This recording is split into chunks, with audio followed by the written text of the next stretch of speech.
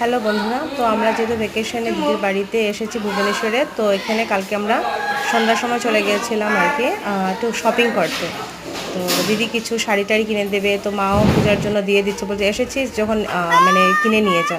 তো শপিংয়ের জন্য আমরা বেরিয়েছি। আর মানে দিদির ছেলেকে আর মেয়েকে নিয়ে যাইনি আমরা, তো আমার শুধু রিশানকে নিয়ে যাচ্ছিলাম। তো এখানে আমার দিদির হাজব্যান্ডও গাড়ি বের করেছিল আর কি। তো অনেক মজা করেছি আমরা, অনেক শপিং টপিং করেছি, খাওয়া দাওয়া করেছি, ভীষণ এনজয় করেছি। আর এখানে না মার্কেটিং করতে মানে এত ভালো লাগে, শাড়ি মানে যেহেতু এত অ্যাভেলেবেল আর এত সুন্দর কালেকশন আর কি, এত ভালো লাগে আর কি।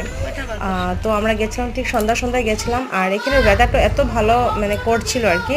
মানে নর্মালি ভুবনেশ্বরে অনেক গরম থাকে, কিন্তু এইবার আমরা এতই লাকি যে মানে ওয়েদারটা এত ভালো, মানে নর্মাল আছে, এত গরম না। অন্য সময় যখন আসে অনেক গরম থাকে আর কি।